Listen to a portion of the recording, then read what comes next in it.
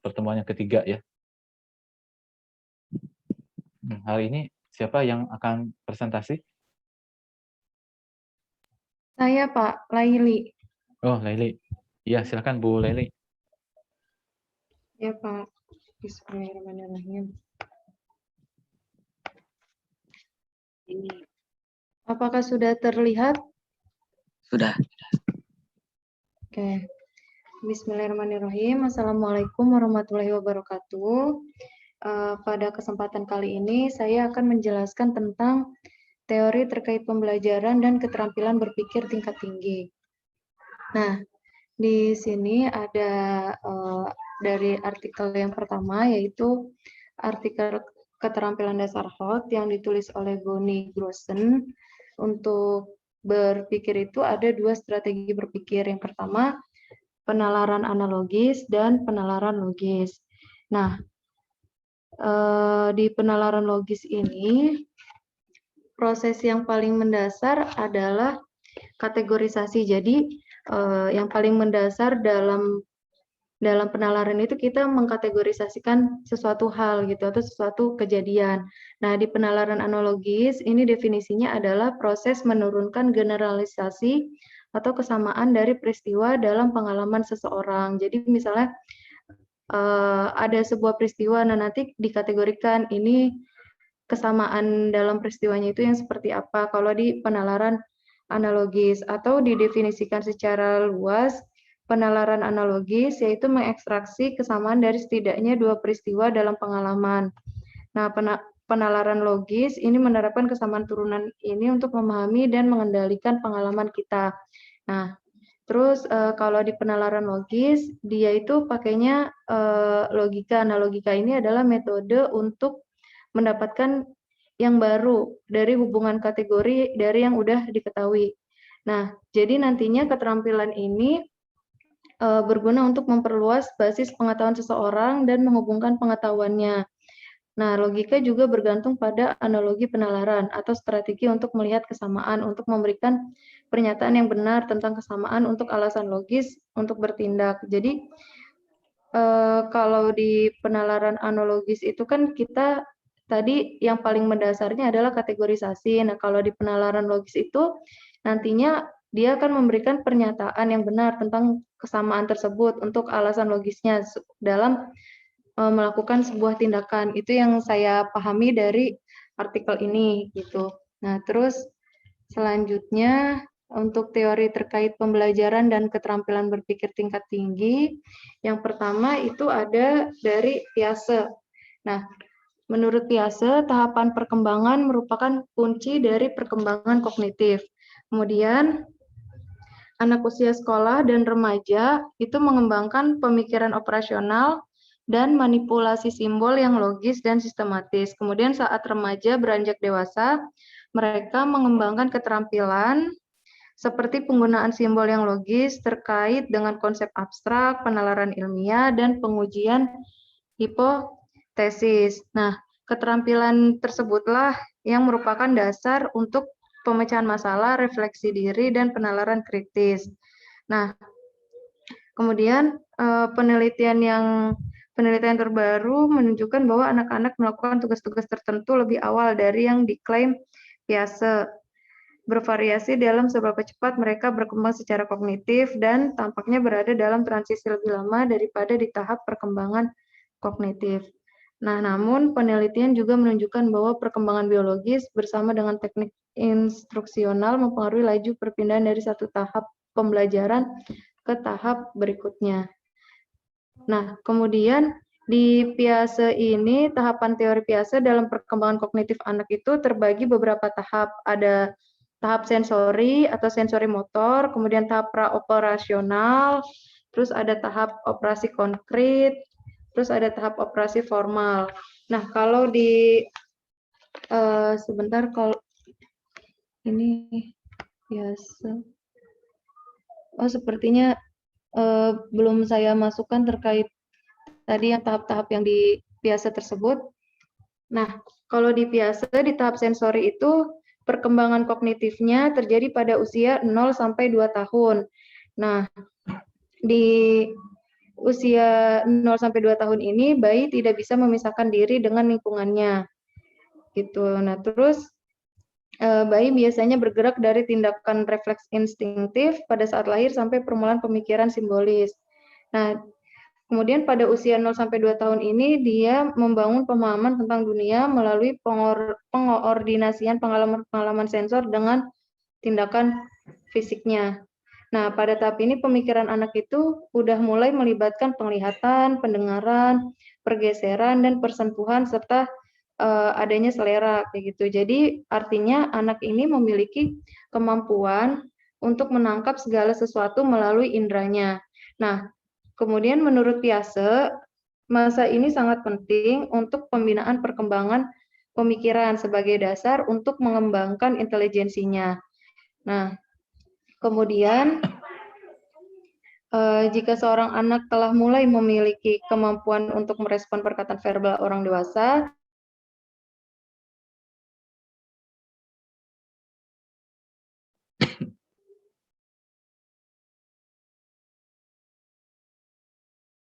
kognitifnya terjadi pada rentang 2 sampai 7 tahun. Nah, pada tahap ini anak mulai merepresentasikan dunia dengan kata-kata dan gambar-gambar. Nah, jadi di usia 2 sampai 7 tahun ini anak lagi gemar-gemarnya berbicara atau menggambar-gambar kayak gitu. Nah, dari kata-kata dan gambar-gambar ini menunjukkan adanya peningkatan. Nah, pada tahap ini cara berpikir anak bersifat tidak sistematis, tidak konsisten, dan tidak logis. Nah, ciri-cirinya itu ditandai dengan cara berpikir yang bukan induktif atau deduktif, tetapi tidak logis, kayak gitu. Terus juga apa namanya? Dia menganggap bahwa semua benda itu hidup seperti dirinya. Kayak gitu. Kayak misalnya di usia 2 sampai 7 tahun itu kan kalau anak main itu suka main boneka-bonekaan, terus apa namanya? Itu kan dia menganggap bahwa si boneka itu sama seperti dirinya itu hidup kayak gitu. Terus pada usia tersebut juga anak memusatkan perhatiannya kepada sesuatu ciri yang paling menarik dan mengabaikan ciri yang lainnya. Jadi si anak itu cenderung tertarik dengan segala sesuatu yang menurut dia itu menarik kayak gitu. Kemudian kalau pada tahap operasi konkret itu terjadi pada rentang usia 7 sampai 11 tahun. Nah, pada tahap ini anak dapat berpikir secara logis mengenai peristiwa yang konkret dan mengklasifikasikan benda-benda ke dalam bentuk-bentuk yang berbeda. Nah, untuk kemampuan untuk mengklasifikasikan sesuatu itu kan sudah ada ya, tapi belum bisa memecahkan problem-problem abstrak kayak gitu. Nah, pada tahap ini juga dimulai dengan tahap yang sebagian besar anak itu sudah memiliki kemampuan untuk mempertahankan ingatan tentang ukuran, panjang, atau jumlah benda cair. Nah, di usia 7 sampai 11 itu kan di usia SD ya, makanya untuk materi matematika di SD pun sudah belajar tentang ukuran, tentang panjang kayak gitu. Nah, jadi ingatan yang dipertahankan oleh si anak adalah gagasan bahwa satu kuantitas akan tetap sama walaupun penampakan luarnya itu terlihat berubah gitu. Misalnya jika seorang guru memperlihatkan atau jika apa namanya orang terdekatnya itu ngasih lihat 4 kelereng dalam sebuah kotak. Nah, lalu kelereng tersebut diserakan di lantai. Nah, maka perhatian anak itu masih berada pada tahap praoperasional. Dia akan terpusat pada terseraknya kelereng tersebut. Dan dia pun juga percaya kalau jumlahnya itu bakalan bertambah banyak gitu. Nah, terus kalau di usia 7 sampai 8 tahun, kalau itu kan tadi di usia 7 tahun ya. Nah, kalau di usia 7 atau 8 tahun itu seorang anak akan mengembangkan kemampuan mempertahankan ingatan terhadap substansinya gitu. Terus kalau di usia 9 atau 10 tahun itu kemampuan terakhir dalam mempertahankan ingatan mulai diasah, ya ini ingatan tentang ruang kayak gitu. Nah, kalau selanjutnya di tahap operasi formal itu ada di rentang usia 11 tahun sampai dewasa. Nah, ini dikenal dengan masa remaja. Nah, pemikirannya ini kalau di masa remaja itu lebih abstrak, logis, dan lebih idealistik.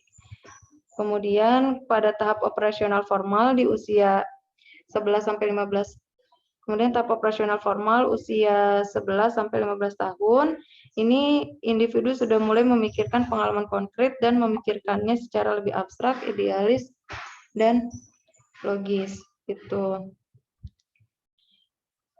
Nah, selanjutnya dari Brunner, kalau menurut Brunner, ini proses belajar melibatkan inquiry dan penemuan aktif, penalaran induktif, dan motivasi intrinsik.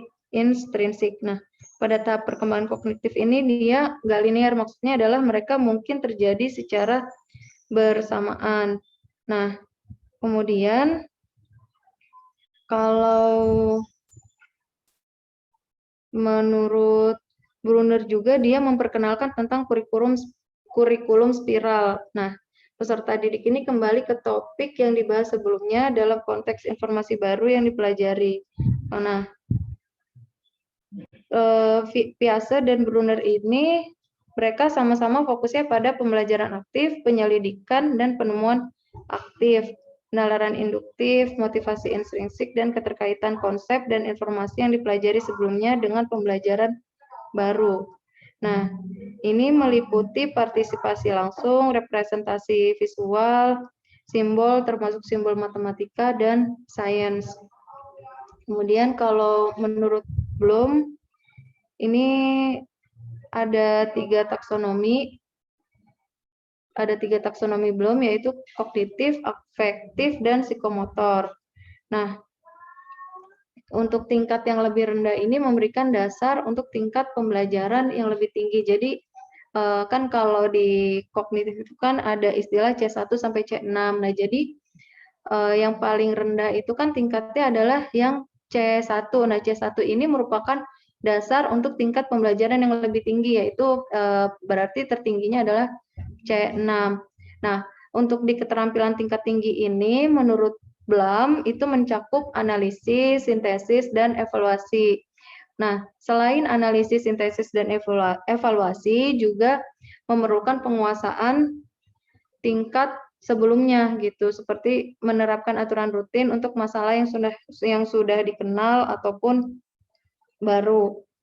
Nah, berpikir tingkat tinggi ini juga melibatkan pemecahan materi yang kompleks menjadi bagian-bagian, mendeteksi hubungannya, menggabungkan informasi baru, dan bisa secara kreatif dalam batas-batas yang ditetapkan oleh konteks, kemudian menggabungkan dan menggunakan semua tingkat sebelumnya dalam mengevaluasi atau membuat penilaian. Nah, kemudian terus juga ada beberapa interaksi lintas taksonomi. Nah, misalnya di taksonomi psikomotor tingkat tertinggi itu kan dia melibatkan penggunaan keterampilan psikomotorik, afektif, dan kognitif. Nah, tubuh kita itu bisa untuk mengekspresikan perasaan atau gagasan seperti dalam perencanaan dan pelaksanaan pertunjukan tari atau lagu yang dirancang untuk menyampaikan pesan tertentu. Contohnya ketika pelaksanaan pertunjukan tari kayak gitu. Kemudian menurut Gagne, keterampilan intelektual itu dimulai dengan membangun hierarki sesuai dengan kompleksitas keterampilannya. Nah, dalam struktur ini, diskriminasi merupakan prasyarat untuk konsep yang konkret dan pasti, kemudian aturan sederhana, aturan tingkat tinggi yang kompleks, dan kemudian pemecahan masalah. Nah, kemudian menurut Bloom dan Gagne dan Briggs, ini memungkinkan kemungkinan yang lebih besar untuk mengajarkan keterampilan kompleks pada pelajar yang lebih muda, dan kemungkinan bahwa pelajar dapat mudah pada usia berapapun, mulai dari tingkat yang lebih rendah dan menghubungkan ke tingkat pemikiran yang lebih tinggi. Nah, kemudian Selanjutnya, menurut Marzano, ini kalau Marzano ini membuat dimensi pemikiran yang dimasukkan ke dalam dimensi pembelajaran. Nah, keduanya dibangun berdasarkan kontribusi dari para sarjana dan peneliti lain. Nah, kayak misalnya Ganya itu kan mengacu pada generalisasi yang menggambarkan hubungan antara atau di antara konsep itu sebagai aturannya. Nah, kalau di Marzano ini menyebutnya sebagai prinsip gitu. Nah, ini dimensinya. Jadi kalau misalnya kalau di dimensi berpikir ini, yang pertama di metakognisi. Nah, metakognisi ini konsepnya itu ada pengetahuan dan kontrol diri, kemudian pengetahuan dengan kontrol proses, kemudian kontrol perilaku eksekutif, kontrol perilaku eksekutif. Nah, kalau misalnya di pengetahuan dan kontrol diri ini, elemen-elemen yang termasuk di pengetahuan dan kontrol diri itu ada komitmennya, ada attitude-nya, ada atensinya, kayak gitu.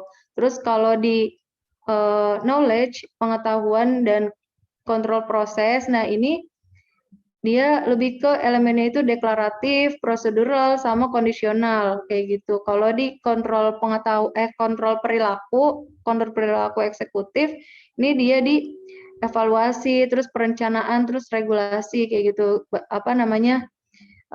Elemen-elemennya. Nah, kalau di dimensi critical and creative thinking, berpikir kritis dan berpikir kreatif, kritis dan kreatif.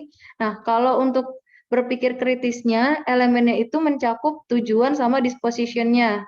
Terus kalau di berpikir kreatif, itu di intense desire and preparation, self-evaluation, getting away from intensive engagement to allow free flowing of love.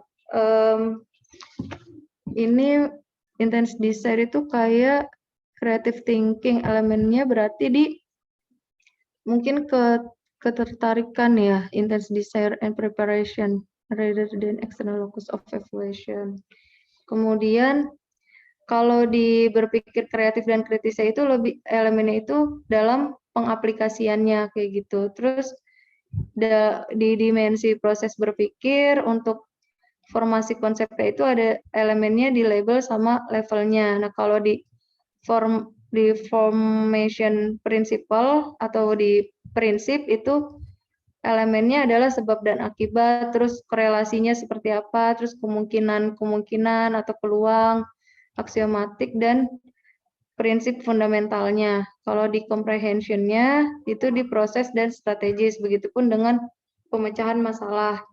Nah, kemudian konsep dalam membuat keputusan itu elemennya mencakup model sama prosesnya. Terus kalau di research itu dia elemennya mendeskripsikan fenomena, terus mengetes hipotesis yang dia miliki kayak gitu. Terus kalau untuk konsep komposisinya, elemennya itu ada di perencanaan, terus translating sama mereview kayak gitu. Terus kalau oral discourse, untuk konsep oral discourse-nya ini, dia ada di proses dan aplikasinya. Terus juga satu lagi konsepnya yaitu tentang hubungan antara kemampuan dan proses. Nah, ini elemennya kalau di dimensi berpikir punyanya Marzano, ini dia nggak ada di sini, tidak dituliskan gitu. Kalau di terus kemudian di dimensi kemampuan berpikir inti, core thinking skills, untuk konsep fokus ini elemennya ada di mendefinisikan problem atau mendefinisikan masalah sama membuat tujuannya kayak gitu. Terus kalau di konsep information gathering itu elemennya adalah pengamatan, terus formula pertanyaannya kayak gitu. Terus kalau di konsep ingatan berarti elemennya encoding dan recalling kayak gitu. Kalau di organizing, di konsep organizing ini berarti elemennya membandingkan, mengklasifikasikan, ordering, dan representing. Terus kalau di konsep analisis atau analyzing, ini elemennya mengidentifikasi atribut dan komponen, terus hubungan dan pola, terus ide utama sama error atau kesalahan kayak gitu. Terus kalau konsep generatingnya itu elemennya di inferring, terus memprediksi sama mengelaborasi. Kalau konsep integratingnya itu di summarize sama restructuring kayak gitu. Terus untuk konsep evaluasi berarti nantinya dia akan memiliki elemen yaitu pandangan seorang filosofikal atau philosophical perspective kayak gitu. Terus generalizations about thinking and skills instruction. Kemudian untuk hubungan dari konten area, pengetahuan konten berpikir, pengetahuan konten area, ini konten area sebagai skema dependent, berarti ini nantinya elemennya adalah types of skemanya, terus konten area as models and metaphors, ini berarti elemennya itu task sama systems. Terus content areas as changing bodies of knowledge, nantinya from simple to complex and diverse, hierarchical to hierarchical, mechanical to holographic, determined to interdetermined, linear to mutual causality, assembly to morphonesis, objective to perspective. Jadi dari yang tadinya simple ke yang lebih kompleks dan diverse kayak gitu, dari yang objektif ke yang perspektif kayak gitu. Terus content area as special approach to investigation, ini elemennya adalah membutuhkan banyak kondisi kayak gitu. Nah, terus kalau menurut masih di sini di dimensi 1 berarti kan ini kan berarti ada 5 dimensi ya. Nah, dimensi yang pertama yang metakognisi ini lebih untuk menumbuhkan sikap dan persepsi positif tentang belajar di lingkungan belajar yang mendukung dan aman kayak gitu. Makanya tadi menekankan pada keterbukaan pikiran, sepenuh hati, tanggung jawab untuk berpikir dalam lingkungan kebebasan, terus ada rasa ingin tahu juga, terus spontanitas, dan dengan pembelajaran yang menyenangkan, terstruktur, dan terintegrasi tentang berpikir dalam semua mata pelajaran. Nah, kalau di dimensi 2 ini, atau di bagian critical and creative thinking, ini memperoleh dan mengintegrasikan pengetahuan dengan penekanan pada pengetahuan prosedural yang menjelaskan bahwa berpikir harus mencakup ke pengalaman masa lalu dan pengetahuan yang relevan untuk mengungkap kebingungan atau menghasilkan solusi. Nah, itu membutuhkan integrasi karakter dan pikiran melalui mata pelajaran. Nah, kemudian siswa tersebut menggunakan apa yang sudah mereka ketahui untuk mempelajari pengetahuan yang baru kayak gitu. Kalau di dimensi 3 ini memperluas dan menyempurnakan pengetahuan melalui pemikiran di thinking processes ini. Kemudian di dimensi 4 ini menggunakan pengetahuan dalam tugas yang bermakna termasuk analisis sistem seperti sistem pemerintahan, sistem bilangan, dan lain-lain. Terus kalau di dimensi 5, ini berarti mengembangkan kebiasaan pikiran yang membantu seseorang mengatur informasi baru, berpikir, dan belajar. Nah, contohnya seperti mencari akurasi, kemudian bertahan ketika jawabannya belum jelas atau tidak jelas, kayak gitu. Kalau di dimensi 5 yang relationship of content area knowledge to thinking. Nah, kemudian ini menurut Glasser nih, seperti yang dicatat oleh Glasser, urutan HOT ini terdiri dari pemahaman, penalaran, dan pemecahan masalah. Kalau ini yang menurut Glasser yang dicatat oleh Glasser. Nah, terus berpikir tingkat tinggi melibatkan lebih dari sekedar hierarki atau kontinum. Nah, di sini juga pentingnya disposisi seperti sikap dan kebiasaan pikiran. Nah, ini juga memiliki peran dalam mengarahkan proses berpikir ke arah yang benar atau menyimpang dari jalur melalui penyimpangan analisis, seleksi, asosiasi, inferensi, generalisasi, dan pemahaman bahasa. Gitu. Nah, selanjutnya menurut Vygotsky ini konsep-konsep utama perkembangan kognitif itu yang pertama, perkembangan kognitif berkembang saat anak-anak belajar. Kemudian saat mempelajari keterampilan tertentu, siswa juga memahami prinsip-prinsip yang mendasarinya. Kemudian interaksi sosial dan budaya sosial ini juga memainkan peran utama dalam pembelajaran dan perkembangan kognitif. Nah, selanjutnya setiap orang memiliki zona perkembangan proksimal dan mengajukan pertanyaan tertentu atau memberikan saran. Nah, ini akan menggerakkan individu ke tingkat yang berpotensi lebih tinggi. Terus juga dukungan tersebut membantu siswa dalam memecahkan masalah sampai mereka dapat menyelesaikannya secara mandiri dan mungkin termasuk petunjuk, pertanyaan, model perilaku, penghargaan, umpan balik, pemberian informasi, self-talk, atau tutor sebaya. Nah, kemudian selanjutnya ini menurut Haladina. Haladina ini mengungkapkan kompleksitas dimensi berpikir dan belajar dengan mengklasifikasikan 4 tingkat proses mental, yaitu pemahaman, pemecahan masalah, berpikir kritis, dan kreativitas yang dapat diterapkan pada 4 jenis konten. Nah, kontennya itu adalah fakta, konsep, prinsip, dan prosedur. Nah, untuk menerapkan seperangkat keterampilan di seluruh dimensi konten, ini sangat cocok dengan proses berpikir tingkat tinggi yang kompleks, rekursif, dan sistemik yang sebenarnya. Nah, ini kalau menurut Haladina, dia kan ada fakta, konsep, prinsipal, prosedur, critical thinking, sama creativity ya.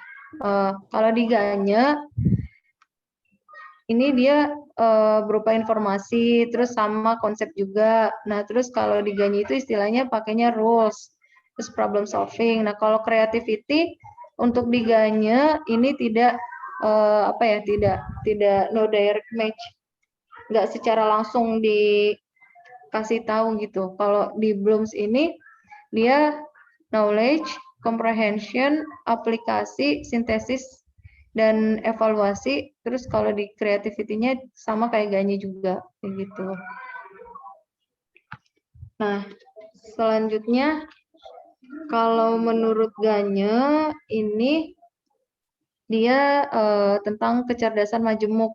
Nah, menurut Gagne kecerdasan majemuk ini membentuk bagian utama dari disposisi dan kemampuan individu. Nah, kecerdasan ini independen satu sama lain dan menjelaskan spektrum kemampuan yang digunakan dalam berbagai bidang pekerjaan, seperti mengajar, bedah, atletik, menari, seni, atau psikoterapi.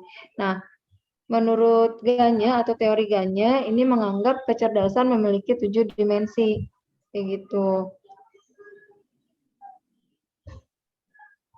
Nah, ini jenis-jenis kecerdasan yang yang ada di Gagne. Kalau kecerdasan verbal, linguistik verbal itu dia bentuknya atau maksudnya kalau linguistik verbal itu berkaitan dengan bahasa, ritme, inflection, meaning, and order of words, stories, books, humor, rhymes, and songs. Jadi ini lebih ke bahasa linguistik verbal. Nah, kalau di logical mathematical ini reasoning with strings and pattern of symbols, pattern blocks, activities to form numbers and letters, building, measuring, cooking, gardening, other logic application. Jadi kalau di logical mathematical ini dia di reasoning with strings and pattern of symbols. Jadi dia lebih mengandalkan logikanya kayak gitu dalam membuat sebuah alasan kayak gitu. Pola-pola dari simbol. Terus kalau di musikal ini lebih ke melodi, terus kayak jenis-jenis musik, pitch, tone, sound movements, kayak gitu. Terus kalau di spasial, kecerdasan spasial ini dia lebih ke visual perceptions, kayak warna, bentuk, space, terus game yang membutuhkan perpindahan dan koordinasi kayak gitu.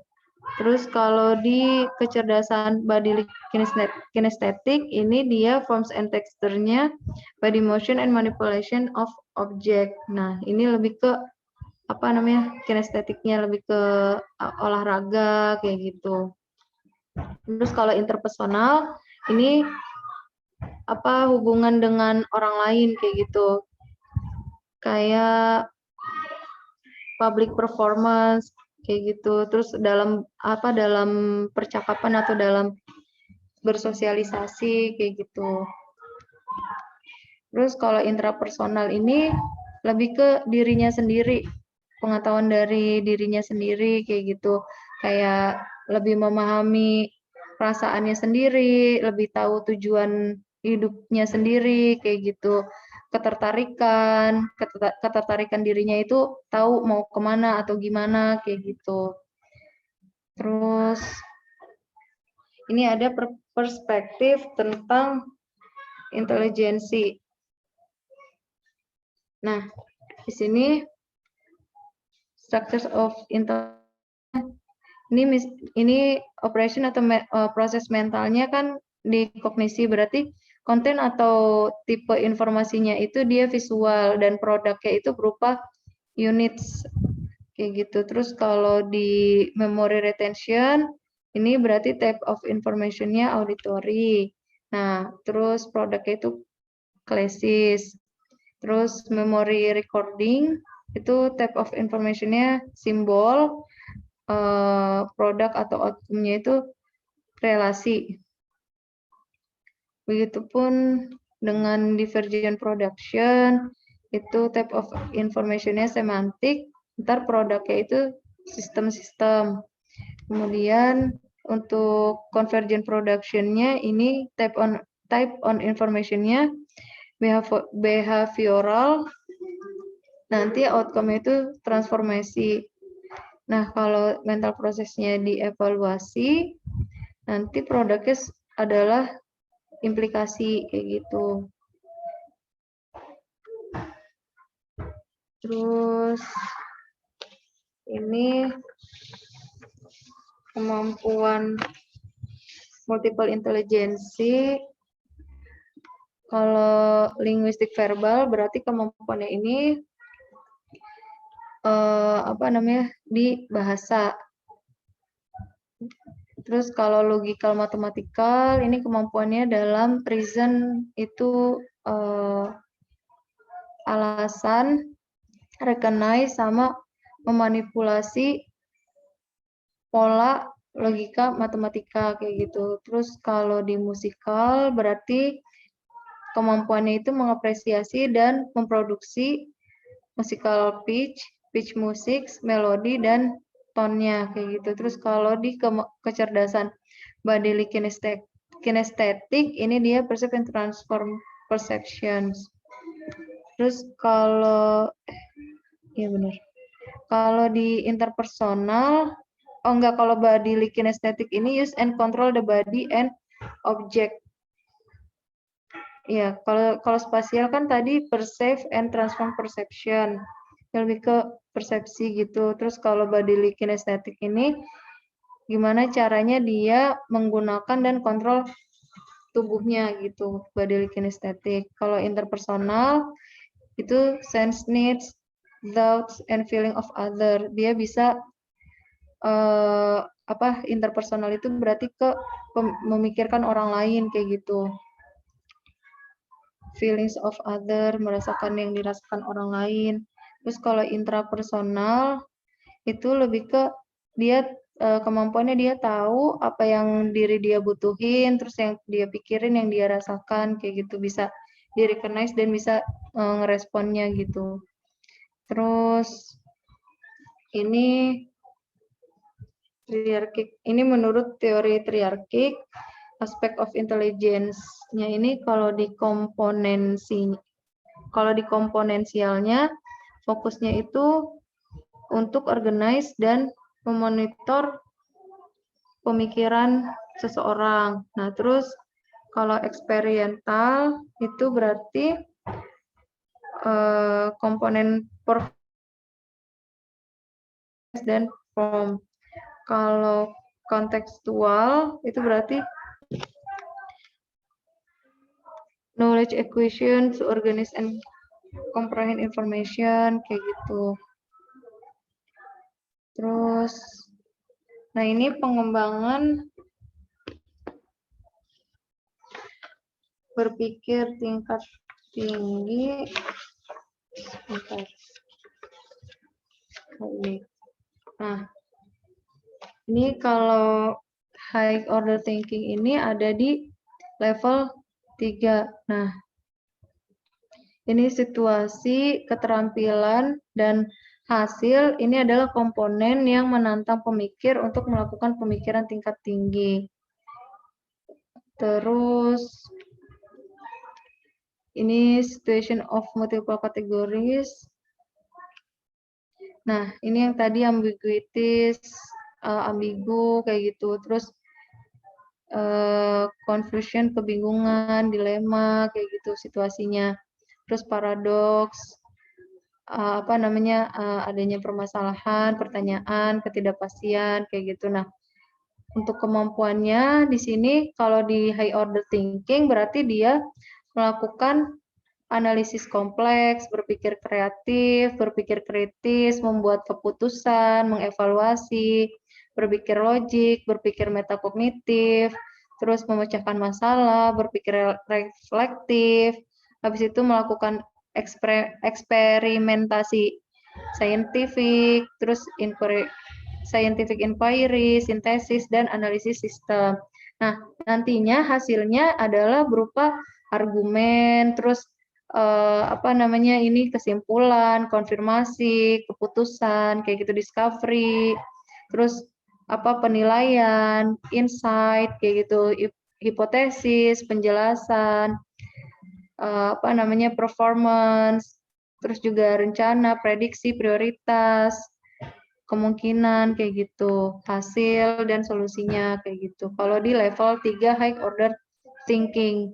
Nah, terus ada lagi di level 2 yaitu bridge, connecting network and operation. Ini menghubungkan jaringan dan operasi. Nah, nantinya ini membantu untuk menjembatani ke tingkat pemikiran yang lebih tinggi gitu. Nah, secara keseluruhan dimensi konten dan konteks, pemikiran tingkat rendah dan disposisi dan kemampuan membantu mengembangkan skema. Sebentar ya Pak, saya dipanggil tetangga saya. Ya, silakan mulai deh. Sebentar ya Pak. Jangan sampai tetangganya ini marah. Iya, aduh. Sebentar ya Pak.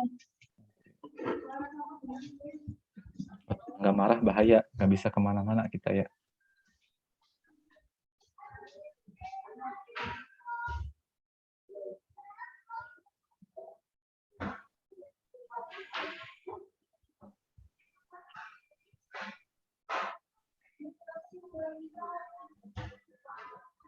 Jadi berapa slide lagi ini?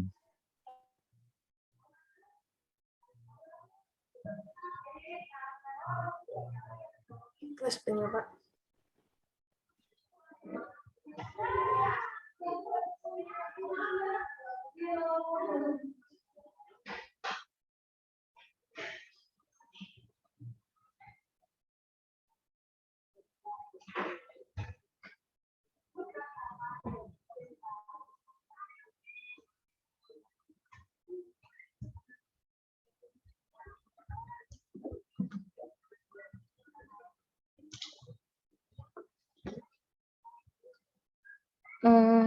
saya lanjutkan kembali tadi.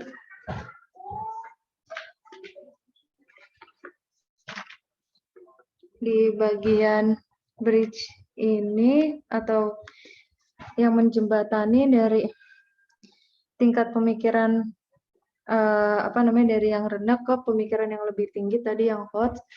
Nah, ini di level bridge ini ketika siswa menghubungkan pembelajaran sebelumnya dengan konteks baru, dia memanfaatkan skema mereka sendiri dan memiliki perancangan yang tepat untuk informasi baru. Sehingga mereka itu bisa bergerak menuju pemikiran yang tingkatnya tinggi kayak gitu. Jadi siswa itu memperluas pengetahuan mereka tentang dunia dengan membangun hubungan di antara konsep-konsep yang berbeda. Nah, ketika digabungkan, hubungan ini membentuk aturan yang merupakan prasyarat utama untuk penggunaan aturan tingkat tinggi dan pemecahan masalahnya. Nah, ini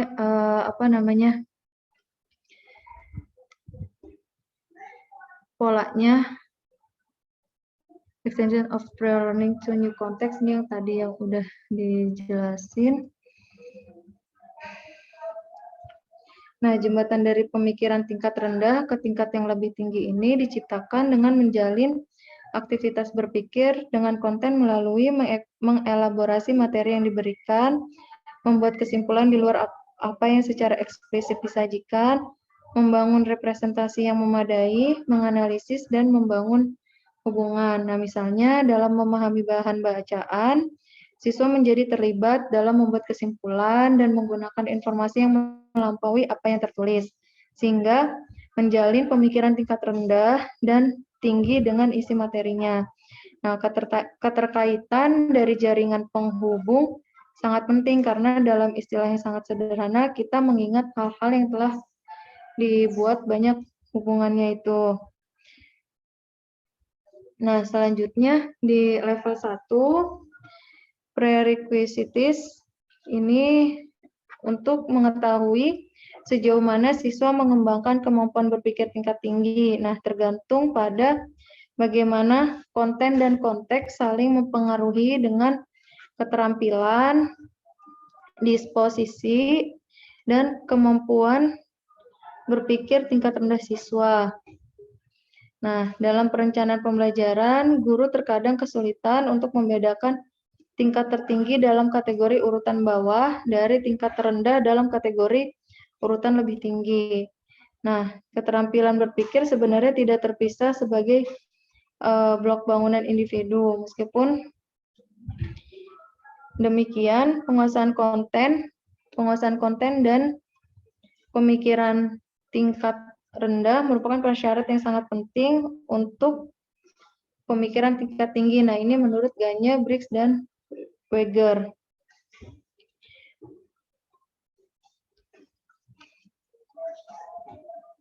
Nah, kalau di sini di level 1, kemampuan lower order thinking-nya itu di strategi kognitifnya, komprehensinya, terus mengklasifikasikan konsep, discrimination, terus menggunakan aturan-aturan rutin, analisis simpel, sama pengaplikasian yang sederhananya kayak gitu.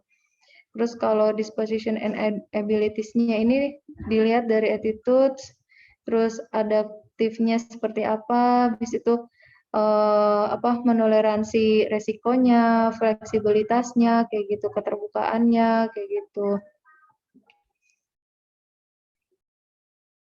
Terus kalau di content and konteksnya itu, di subjek area kontennya itu ada di vocabulary, structure, terus mendefinisikan konsep, terus pengetahuan prosedural, sama pola reasoningnya. Terus kalau di selanjutnya di thinking turn-nya, terus strateginya, terus error-errornya kayak gitu. Terus juga di strategi mengajar dan lingkungan belajarnya kayak gitu, apakah suportif kayak gitu, apakah memotivasi kayak gitu. Nah, terus ini teori belajar menurut Ausubel. Menurut Ausubel ini satu pendekatan untuk mengajarkan HOTS. Nah, di sini di teori belajar yang menurut Ausubel ini ada tentang metafora. Nah, jadi Ausubel ini memandang pengetahuan sebagai representasi dari sistem yang terintegrasi. Nah, ide-ide tersebut dihubungkan bersama secara teratur. Kemudian, pikiran manusia tersebut mengikuti aturan logis untuk mengatur informasi ke dalam kategori masing-masing. Jadi dari ide-ide itu mengikuti aturan yang logis dikategorikan kayak gitu. Nah, selanjutnya di struktur kognitif menurut Ausubel, struktur kognitif pelajar ini menekankan struktur kognitif pelajar dalam perolehan informasi baru.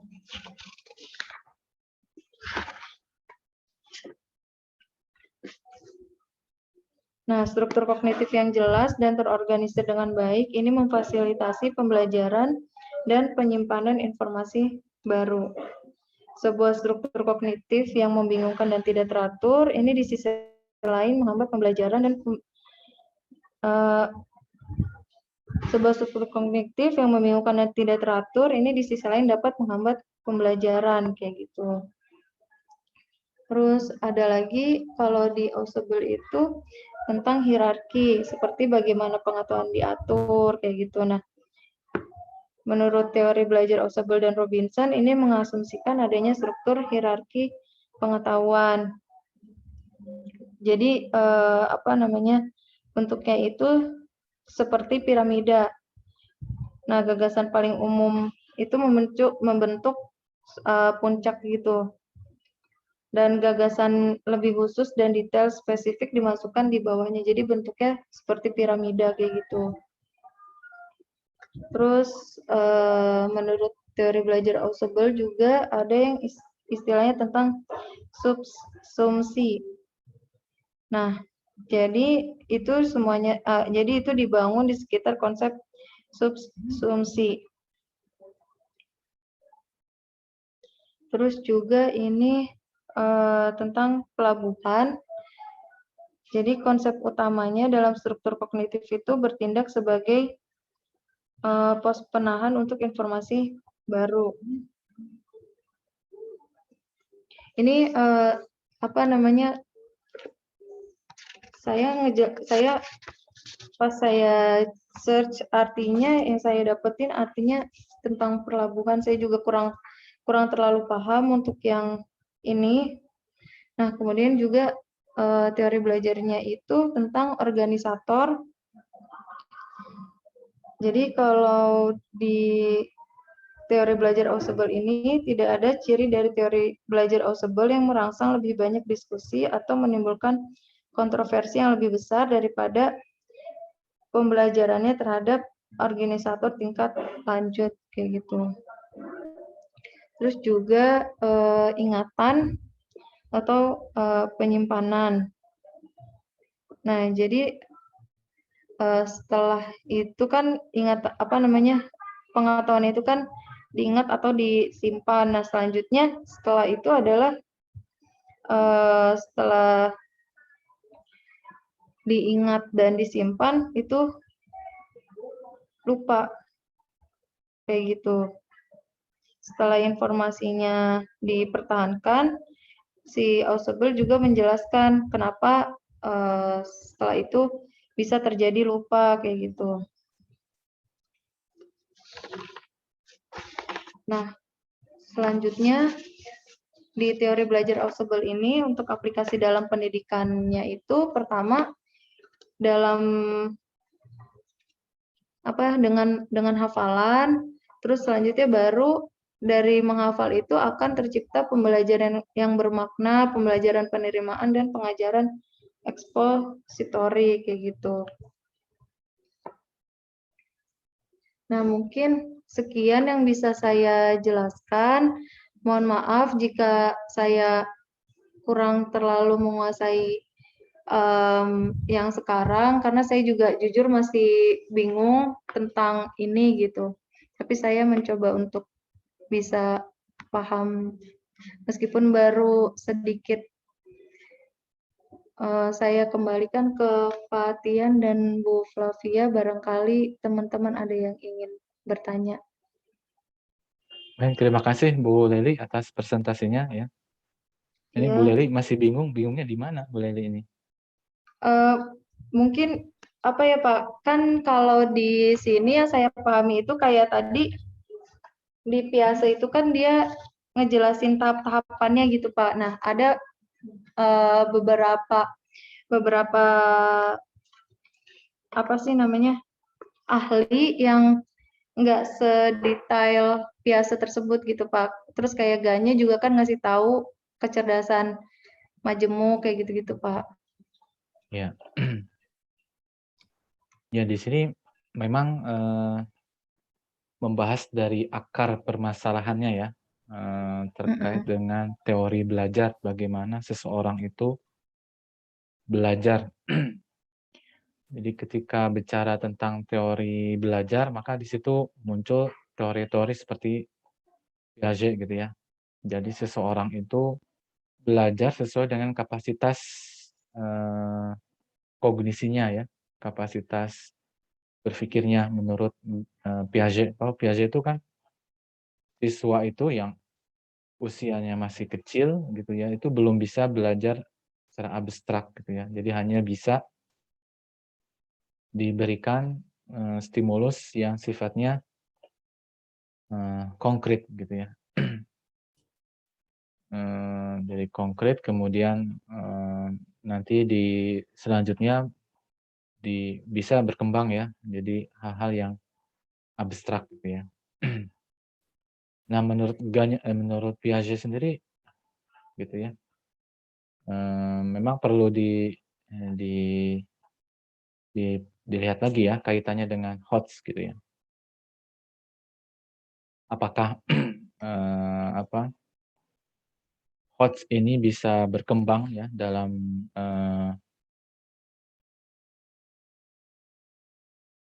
pemikiran anak-anak yang kecil gitu ya. Mungkin tidak anak yang kecil itu belajar sesuatu yang abstrak, karena kan HOTS itu kaitannya dengan sesuatu yang abstrak gitu ya. Nah ini perlu perlu penelitian lebih lanjut ya. Tapi sebenarnya Bapak ingin menyoroti sebentar ya, menyoroti bagian kesimpulan saja nih, karena sudah sore. Itu menyoroti tadi ya, ini menarik ya, yang terakhir ini yang summary itu. Nah ini development of higher order thinking skills ya. Jadi di sini sebetulnya di buku ini diberikan semacam strategi ya, strategi bagaimana mengembangkan HOTS ya.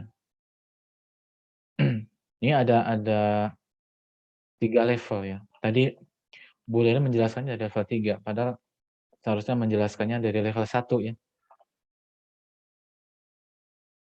Iya Pak, harusnya Iya, dari level 1 terus ke iya, level 3, tapi karena kan di bukunya dari level 3 ya Pak, jadi saya mmm, ngikutinnya kayak gitu, cuman iya, mhm, lupa gitu mmm, Pak. mhm.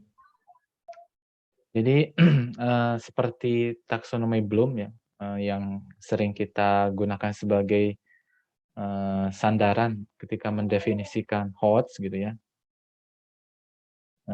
Itu kan dibagi 2 ya, ada LOTS, ada HOTS gitu ya. LOTS itu kan dia sebagai basis atau pijakan. Di sini disebut level 1 ya, prerequisite ya. Jadi C1, C2, C3 ini dia disebut sebagai prerequisite, artinya syarat gitu ya. Syarat untuk pengembangan HOTS gitu ya. Jadi harus punya bahannya. Apa bahannya itu? Bahannya adalah pertama dari konten dan juga konteksnya ya. Kontennya yaitu kalau dalam matematika ya berarti pengetahuan tentang ininya ya, kontennya. Misalkan tentang aljabar berarti dia harus tahu tentang variabel gitu ya. bagaimana menjumlahkan 2 variabel gitu ya, eee, mengurangi, jadi mengoperasikan aljabar gitu ya. Jadi konten dan juga konteksnya ya. Ada konteks di sini ya, jadi konteksnya itu dalam level 1 ada, eee, lingkungan belajar yang nyaman ya, yang apa, memotivasi mereka, kemudian suportif gitu ya. Nah ini prasyarat ya, prasyarat, seorang siswa itu dapat mengembangkan kemampuan berpikir tingkat tinggi ya. Jadi pastikan ya, berdasarkan apa yang disampaikan di sini, situasinya harus nyaman ya, aman ya, mereka itu dimotivasi, kemudian suportif ya, tidak dalam bentuk tekanan ya. Kalau dalam, situasi yang dalam tekanan ya mereka mungkin tidak akan bisa berkembang secara baik gitu ya. Kemudian selain konten dan konteks juga di sini, ada proses berpikirnya ya. Jadi konten itu bahan dan juga, apa ya, situasi ya, bahan juga situasi, kemudian bahan ini diapakan ya. Tadi kan misalnya konsep aljabar ya, konsep aljabar diapakan, mungkin difahami ya, difahami kemudian, variabelnya di apa, dijumlahkan ya, routine rule using ya, menggunakan aturan-aturan yang rutin gitu ya, dijumlahkan gitu. Ya, jadi ini kemampuan berpikir yang, bisa dikembangkan ya, dalam level 1 ini. Kemudian bagi siswa apa yang nah ini nih yang, apa ya, sebetulnya belum dibahas lebih mendalam ya, terkait dengan, aspek afektif dalam dalam, pengembangan HOTS gitu ya. Jadi sikap, kemudian adaptasi dari siswa, tolerans ya, fleksibel ya, keterbukaan gitu ya. Nah ini menjadi hal-hal yang, memang menjadi dasar juga ya dalam pengembangan HOTS gitu ya. Tapi ini kalau Bapak lihat ya disposisi dan abilities belum banyak dibahas dalam dalam penelitian ya. When habits of mind ya, persistence, self-monitoring, self-reflection juga belum banyak dibahas dalam penelitian. Nah, ini kan semuanya dalam dalam ini ya, LOTS ya, lower order thinking skills. Ya, untuk loncat ke HOTS itu perlu ada semacam bridge ya, ada jembatannya, gitu. Ada jembatan yang menghubungkan antara LOT dan HOT. Jadi tidak tidak mungkin LOT ke HOT ini dia loncat sendiri, tapi perlu ada, semacam, apa, eee, jembatan ya. Jadi menghubungkan antara LOT dan HOT.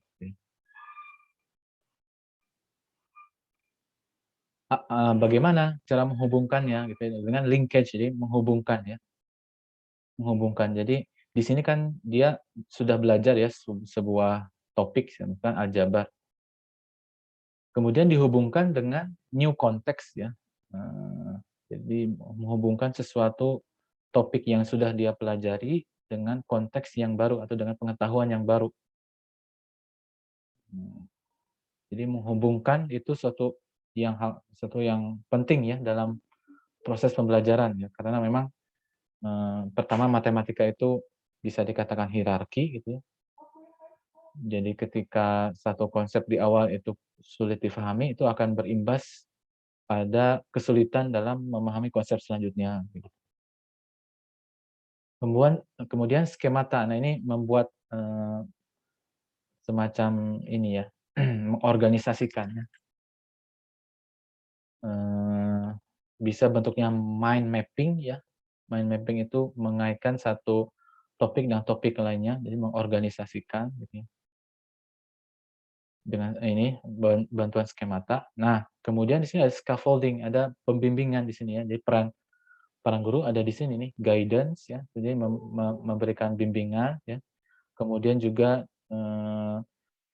visual and verbal representation ya, representasi matematis berupa visual dan juga verbal juga membantu dalam menghubungkan ya prerequisite ini ya, prasyarat yang ada di level 1 ke level 3 gitu ya. Begitu. Nah, nanti dalam dalam pembuatan desain pembelajaran matematika berbasis hot, jadi berdasarkan skema ini, berdasarkan ini ya, 3 level ini ya. Jadi mereka harus disiapkan konten, konteks, thoughts, kemudian disposition, kemudian bridge-nya apa gitu ya. Linkage, skemata, scaffolding gitu ya. Nah, baru masuk ke level 3. Level 3 nih HOTS gitu ya. Nah, di sini menarik ya. Terkadang kita mendefinisikan HOTS itu ya di bagian skill-nya ya, HOTS ya. Higher order thinking skills-nya di bagian ini, tengah ya. Jadi itu kompleks, kreatif, critical thinking, decision making ya, evaluation dan sebagainya. Tapi sebetulnya skill ini munculnya kapan? Gitu ya. Kira-kira munculnya kapan? Nah, perlu ada stimulus ya. Stimulus itu situasi ya. Makanya skill ini muncul ketika ada situasi-situasinya yang seperti apa? Yang ambigu. Nah, ini jarang ya kita memberikan sesuatunya ambigu kepada siswa gitu. Jadi terkadang atau sering kita memberikan matematika itu ya lurus-lurus saja gitu ya, tanpa memberikan sesuatu yang ambigu. Nah, padahal ketika memberikan sesuatu yang ambigu, itu siswa akan berpikir gitu ya. Eee, apa namanya ya itu, eee, cognitive conflict gitu ya, apa ya namanya, cognitive conflict. Jadi diberikan sesuatu yang, eee, kontradiksi ya, kontradiktif. Misalkan semua bilangan prima adalah ganjil. Nah, itu kan sebuah, hal yang bisa kita sodorkan kepada siswa gitu ya. Dan siswa bisa mengkritisi kalimat tersebut ya, karena itu ambigu atau ya ada sesuatu yang tidak sesuai dengan kenyataan gitu, tidak sesuai dengan apa yang seharusnya gitu ya. Ambigu challenges gitu ya, misalnya menantang ya, confusion, bingung gitu ya, dilema ya, discrepancies yang berbeda gitu ya, yang meragukan, nah, yang meragukan gitu. Jadi dalam pembelajaran kita harus menampilkan sesuatu yang meragukan gitu ya, jangan sampai terlalu yakin gitu ya, sehingga lurus-lurus aja gitu ya. Ketika menampilkan sesuatu yang lurus-lurus saja, yang, meyakinkan, nanti hal-hal yang atau skill-skill ini tidak akan berkembang gitu ya. Jadi misalkan mungkin tidak gitu ya, mungkin tidak misalkan, eee eee, mungkin tidak, misalkan dua dua variabel yang berbeda dijumlahkan, mungkin tidak, nah gitu. Nanti siswa akan berpikir ya, dia berpikir kritik gitu ya, atau berpikir secara logis gitu ya. Misalkan X plus Y mungkin tidak dijumlahkan. Nanti siswa akan berpikir. Obstacle ada kesulitan ya, paradoks ya sama, problems, puzzle, questions, uncertainties gitu ya, sesuatu yang apa, tidak tidak tidak pasti gitu. Nah, ini yang ada di soal PISA, soal AKM ya kemarin Bapak ngikuti yang acara HOT itu, uncertainties ini perlu ditampilkan dalam soal-soal AKM, soal-soal, aksi kemarin itu ya, bahwa tidak semua, yang ditampilkan dalam matematika itu sesuatu yang pasti, tapi harus ada yang tidak pasti gitu ya. Nah, gimana cara membuat soal yang memang di situ ada unsur uncertainties-nya gitu, atau proses pembelajaran yang di situ ada uncertainties-nya yang tidak meyakinkan gitu. Nah, ini skill-nya, jadi skill ini berkembang karena ada situasi ini gitu. Jadi tidak mungkin skill ini berkembang tanpa diberikan stimulus situasi seperti ini. Kemudian, nanti ketika ada skill ini akan muncul outcome gitu, outcome-nya macam-macam ya. Ketika siswa misalkan mengkritisi sebuah, confusion, sebuah kebingungan, pasti dia akan mengeluarkan sebuah argumen, komposisi. Kemudian ketika di situ ada challenges, kemudian ada tantangan ya, kemudian diselesaikan problem solving, nanti hasilnya apa? Hasilnya berupa explanation, hypothesis, dan lain sebagainya gitu ya. Dan lain sebagainya gitu ya. Jadi HOTS itu higher order thinking itu tidak tunggal ya, tapi dia suatu hal yang kompleks gitu ya. Jadi di sini dijelaskan ya kesimpulannya itu intinya. Jadi skill ini diaktifasikan ketika memang siswa itu menghadapi unfamiliar problems ya, problem yang tidak familiar, yang tidak tentu ya, pertanyaan dan juga dilema ya. Jadi dalam pembelajaran kita harus menampilkan ini unfamiliar problems, uncertainties, questions, or dilemmas. Gitu ya. Mungkin ada tambahan dari Bu Flavia? Iya, kayaknya udah ini ya, dijelasin lengkap juga sama Bu Laili, kemudian udah dijelasin juga sama Pak Tian. Jadi tadi juga ada lot sama HOTS ya, jadi dari lots untuk ke HOTS itu juga ada satu jembatan, baik dari apa tadi, kita mengaitkan dari pengetahuan-pengetahuan sebelumnya untuk mencari yang baru, terus mengkonstruksi skemata kita, kemudian yang terakhir apa, ataupun bisa dibantu dengan scaffolding dari guru ataupun yang lainnya sampai ke HOTS. HOTS pun benar katanya Pak Tian itu kompleks juga ya, harus ada sesuatu yang seperti problemnya kayak gitu, ada sesuatu yang ambigu seperti itu. Nah kemudian sampai akhirnya bisa mencapai seperti creative thinking, reflective thinking, dan sebagainya. Teori-teori tadi itu sebenarnya juga membantu ya, seperti kayak Piaget kayak gitu ya. Di situ juga menjelaskan juga dari Piaget terkenal dari 4 tahap tadi yang dijelasin sama Bu Laili. Terus kemudian juga terkenal ininya sih, kalau Piaget itu apa ya? Asimilasi akomodasi. Nah, itu mungkin kalau dikaitin dengan HOTS-nya, dari awalnya asimilasi, seseorang itu berusaha untuk mencari ini ya, mengasimilasi sampai mengakomodasi, menemukan sesuatu yang baru, itu ada proses seperti itu gitu loh, mengaitkan dari yang sebelumnya untuk mencari sesuatu yang baru. Jadi teori-teori yang seperti itu gitu ya, yang beberapa yang mengacu ke HOTS seperti itu. Kurang lebih seperti itu Pak dari saya. Oke. Bapak Ibu ada yang ini menanggapi? Udah sore sepertinya ya, Bapak Ibu. Sudah cukup mungkin ya. Saya juga sudah ini, Bapak Ibu ya, tadi ada acara. Jadi mungkin untuk pertemuan hari ini kita cukupkan ya. Terima kasih Bu Laili sudah presentasi. Mungkin minggu depan ya, nanti saya WA aja ya Bu Laili dan Bu Nazira ada kegiatan nanti WA aja ya. Terima kasih juga Bu Flavia telah hadir ya. Baik Bapak Ibu kita tutup. Untuk pekan depan siapa yang presentasi? Saya Pak Roselin. Nah, Bu Rosin. Siap ya Bu Rosin ya pekan depan? Iya Pak. Oke. Nanti sumbernya ya apa istilahnya tidak terpaku dengan apa yang ada di buku, jadi bisa dikembangkan ya. Karena beberapa info di buku itu belum terupdate gitu ya. Bu Rosin ya. Baik Pak. Ya.